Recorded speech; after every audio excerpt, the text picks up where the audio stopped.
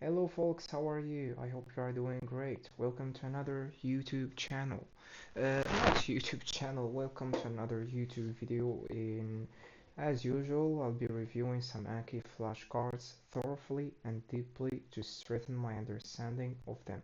So let's dive into it. And I hope, my friends, that you are enjoying this type of videos because you can jump from one word into another. In the video description, I outlined or list all the words that I have reviewed in the video, so you can jump from one word into another. And my friends, in future videos, I will segment the video. In other words, I will dedicate each section for a certain word that will facilitate moving from one word into another. So let's dive into it. We're gonna start with the first word, which is gentrifying. Gentrifying. Okay, my friends, I will start or initiate a conversation with my teacher to practice this word. Hello teacher, how are you? I hope you are doing great. So now we're gonna be reviewing some Anki flashcards. We'll start by the first word, which is gentrifying. I think teacher that the meaning of gentrifying, which it means to make the properties of a neighborhood very increasing the price of properties in a neighborhood dramatically, because this neighborhood it is located near hospitals or something like that. So what do you think, teacher, about my use of the word gentrifying? Now we'll try to cook up some sentences using the word gentrifying to enhance my understanding of it. The first sentence that I'll craft, which is, for example, we can say that I can say that opening a store or a coffee shop in a neighborhood that is gentrified is a very hard thing to do. Another sentence using the word gentrifying: having a business in a gentrifying neighborhood will enable us to attract many customers. So what do you think, teacher, about my sentences that I have just crafted using the word gentrifying, because I'm uncertain about their accuracy? Hey, Ismail, I'm doing great. Thanks for asking. Let's break this down. Your understanding is close, but let's refine it a bit. Gentrify means transforming a lower income neighborhood by bringing in wealthier residents and businesses, often leading to higher property values and pushing out long term residents. Now, about your sentences. The first one is understandable, but let's smooth it out. Opening a cafe in a rapidly gentrifying neighborhood can be quite challenging due to rising costs. Your second sentence is solid, but let's tighten it. Having a business in a gentrified neighborhood can help attract more affluent customers. Both are now smoother and accurate. Keep up the good work. Yeah, so now, teacher, I think I have wrapped my head around the word gentrify, and I think it means to bring in businesses to increase the economy in a neighborhood. So I think this is the right meaning of the word gentrifying. You're almost there. It's not just about boosting the economy. Gentrifying typically involves wealthier people moving in, causing property values and rents to rise. Often, this can push out long-time lower income residents. So it's a bit of a double-edged sword. Yes, it changes the economy, but it often creates social challenges too. Yeah, okay. Teacher, I thought at first that the word gentrifying it is just linked to bringing in businesses to a neighbor to increase its property values, but I think it is mostly about social differences. I don't know whether or social inequalities. Yeah, now teacher, I think I have a good meaning of the word gentrifying. It is when wealthy people move into a neighbor, for example, because this neighbor it is located in a beautiful area or things like that. So now I have a good understanding of the word gentrifying. Thank you very much, teacher. Now we can jump into a role play scenario that will enable me to strengthen my understanding of the word gentrifying and also to practice speaking authentically. Let's dive into it. All right, Ismail, here we go. You'll be a local resident attending a neighborhood community meeting. I'll play the role of a city planner. The meeting is about changes happening in your area, some positive, some challenging. Your goal is to express your thoughts on how the changes affect you or others, using that word naturally in the discussion. Ready when Okay, you are. yeah, I'm ready, teacher. You can start playing your role, and I respond naturally while trying to wave in the word gentrify. And you know, teacher, we're gonna follow the same sequence that we have been applying in previous Anki review, which is you're gonna correct my mistake, then you're gonna jump to play your role naturally, and then prompt me to practice more speaking. Absolutely, let's roll. Good evening, everyone. As the city planner, I'd like to hear your views on how these new developments, like the new housing and shops, are affecting the neighborhood. What's been your experience lately? You know, I think that our lives in this neighborhood has been changed hugely because of all of these new people who are living, who have started living in our neighborhood. For example, the prices of goods and basic things, or basic things are become very expensive. I think this is due to these new shops and people who are living here. We should not put a blind eye on all the good things that those people have brought up. But I think the prices they have really increased hugely, and poor people they can't keep up with this. So I think gentrifying is a double sword. It's bring good things and also bad things. You expressed your ideas clearly, just a couple of tweaks. Instead of has been changed hugely, say has changed significantly. Also, prices have become very expensive is better said as prices have risen sharply. Now I'll jump back in. Could you share an example of something positive you've seen amidst these changes? Okay, something positive that I have recognized amid these changes is now poor people they are able to engage with rich people and to adopt their mindset. This is some of the good things that I have noticed amid these changes. Nice point. Just a quick correction. Instead of amid these changes is, say amid these changes are. Now to keep the conversation flowing, could you share how you personally feel about these changes in the long run? Yeah, I think in the long run these changes they will mostly impact just prices. So I think that poor people they will be required to keep up or get used to these prices because basic staples have really surged. I don't know whether I've used here the word surge correctly. To me, they have increased dramatically. So this is some of the consequences of gentrifying. You've used surge correctly. It fits well to describe a dramatic increase. One minor tweak, rather than they will mostly impact just prices, you could say they will largely affect the cost of living. Now for your final speaking practice. Imagine advising a new neighbor who's just moved into this gentrified area. What tips would you give them? Okay, some of the tips that I would give to this neighbor who have just moved into this gentrified area will tell him that it will be better to purchase goods from another area in where he gonna find that goods or staples are less expensive because as this area it have started gradually adopting rich people. I'm a bit doubtful about my use of the word adopting. Local shop they have increased prices dramatically because as we all know rich people they not negotiate price because why they would drain their energy doing that while they have a huge amount of money. So I think this is the advice that I would provide to a new neighbor who had into our neighborhood or had came into a gentrified area. So thank you teacher for this roleplay scenario. Now I have really wrapped my head around the word gentrified. You did great, Ismail. Just a couple of notes. Instead of adopting rich people, you can say attracting wealthier residents. Also, had come works better than had came. But overall, you nailed the context. You've definitely wrapped your head around the word now. Proud of your progress. Keep it up.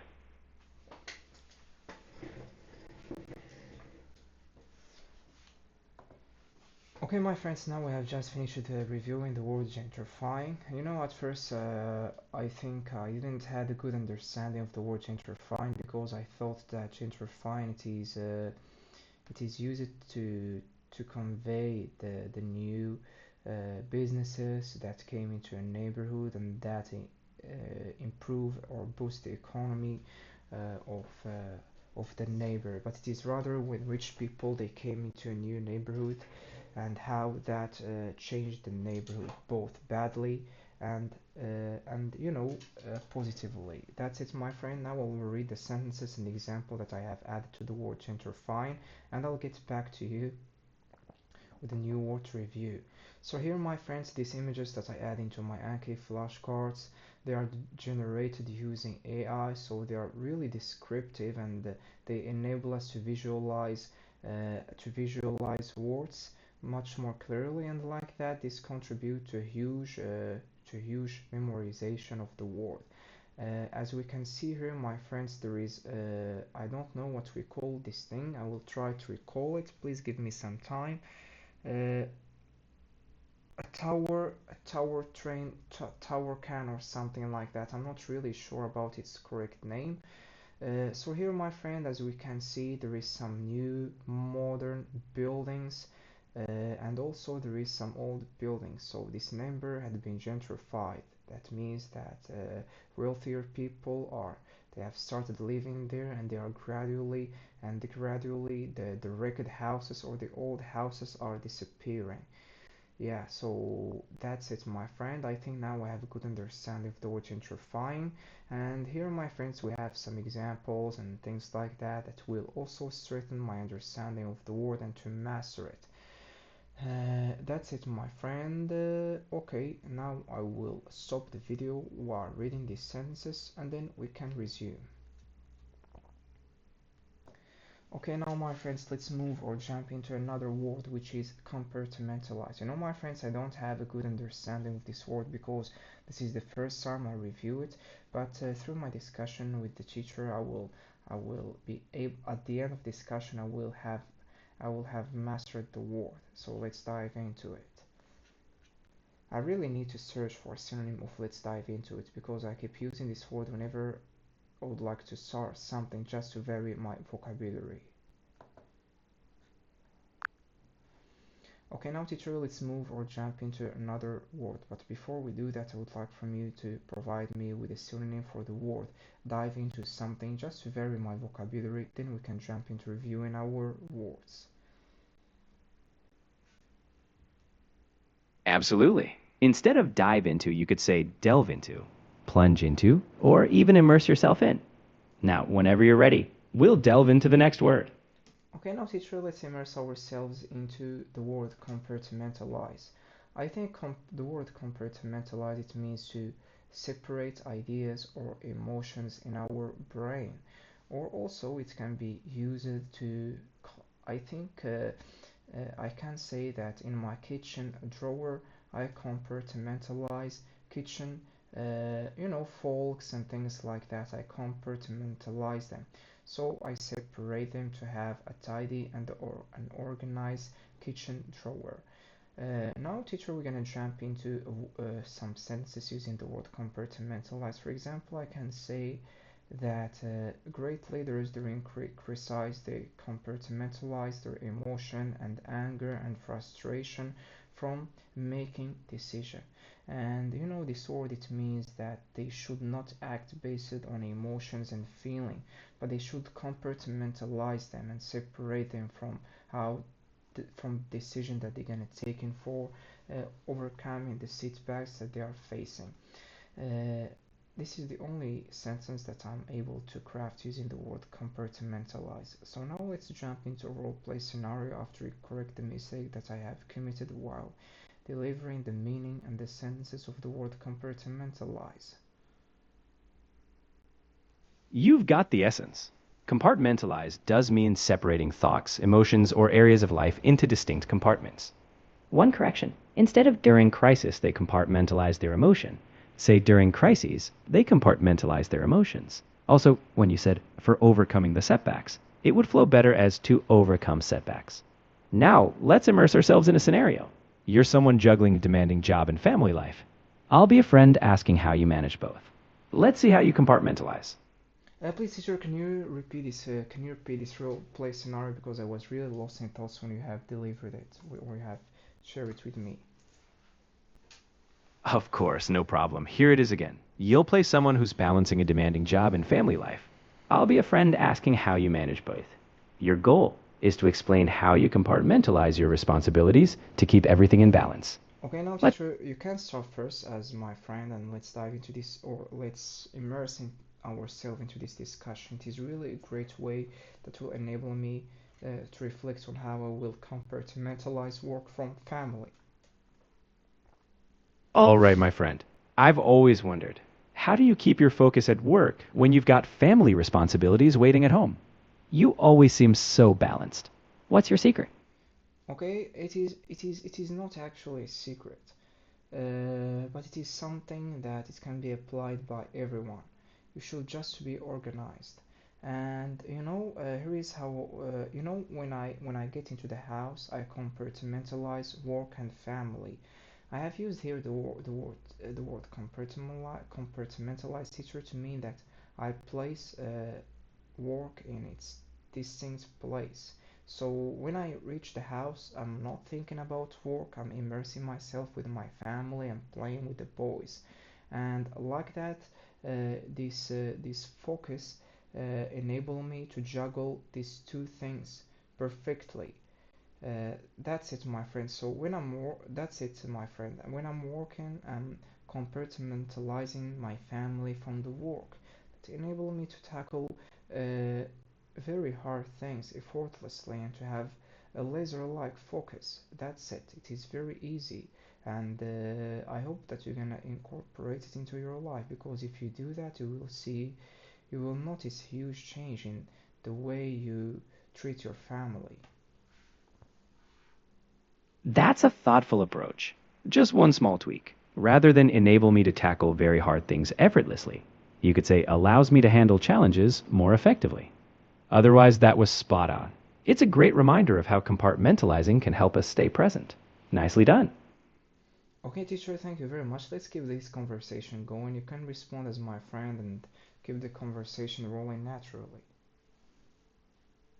You've given me something to think about. When you're at work, do you ever find it hard not to worry about family issues, though? How do you manage if something urgent comes up at home? I'm curious how you juggle unexpected surprises. Yeah, usually when I get into my home, I turn off my phone because I'm focused on what I'm currently doing. So that's it. Like that, how I compartmentalize work and family.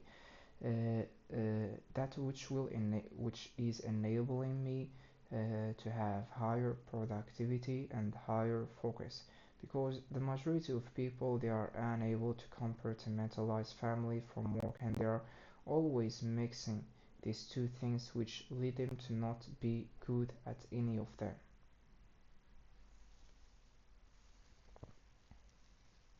That makes sense. Though maybe I'd say you turn off notifications rather than the entire phone in case of emergencies. But it's impressive how you stay so focused. Do you have any favorite relaxation activities after a long work day with the family? Yeah, some relaxation activities just playing with my childrens and I found this activity very relaxing and they helped me to rejuvenate and to regain my energy after a long day working.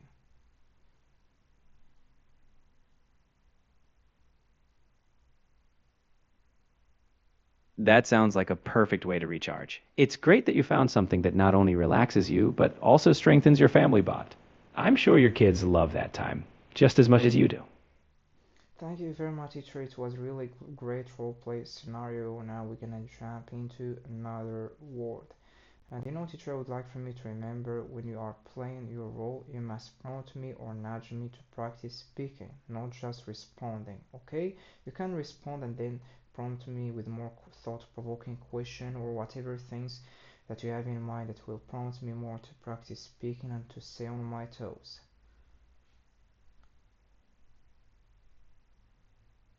Got it. I'll keep you on your toes with more thoughtful questions and prompts to make sure you're actively speaking.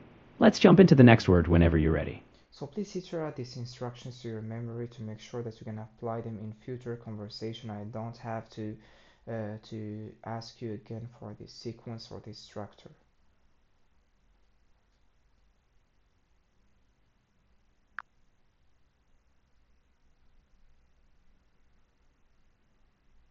Perfect. I've got it locked in. Next time, I'll naturally guide you toward more speaking practice and keep the flow going.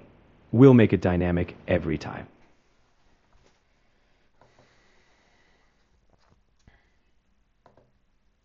Okay, my friends, here is an image that pictures the word compartmentalizing. We have a drawer here that is tidy up perfectly or neatly. Everything is placed in items are placed separately. So we have the bills here, notes here, tools here. So compartmentalizing, it can be referred to a drawer. And also, my friends, we can compartmentalize ideas and thoughts or things as we have covered in this roleplay scenario. So my friends, I'll read these words and sentences and then I'll get back to you with a new word to review. Okay, so now my friends, let's dive into another word, which is bounty. Okay, I will start conversation.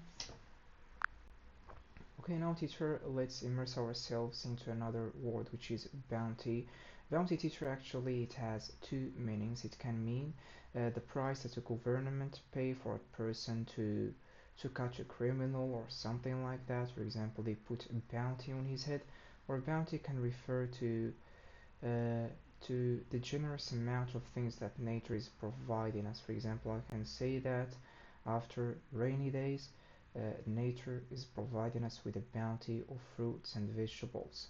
Another sentence using the word bounty, I can say that police officers they had been trying in vain to catch these criminals. For that reason, they decided to put a bounty on his head, and like that, everyone is searching for him to get the reward that the government is setting on his head.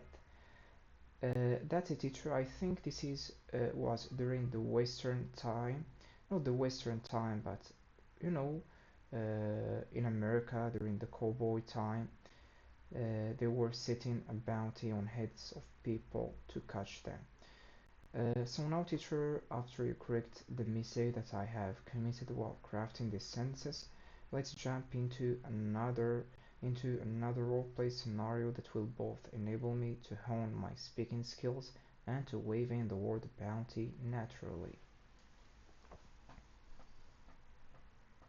You're doing well. Just a few adjustments. Instead of the price that the government pay, say a reward the government offers. Also, instead of they decide to put a bounty on his head, you could say they decided to place a bounty on him. And yes, that was common in the Wild West era. Now, let's jump into a scenario. You'll play the role of a farmer after a great harvest. I'll be your neighbor, and you'll share what you've gained this season. Somewhere you can naturally work in bounty. Okay, this is really a great roleplay scenario to practice or to wave in the word bounty. Let's dive into it. Hey there, I heard you had quite the harvest this year. How did it all turn out for you on your farm? Yeah, it was really great bounty. We should thank our God for this rainy season that we had, and I didn't anticipate that we're gonna get this good harvest or this bounty from nature after droughts. And you know that means that we should never be hopeless and we should always seek the help of our God. That's a wonderful perspective. Now tell me, if you had to share one piece of advice with a new farmer starting out, someone who hasn't experienced such a bounty yet, what would you tell them?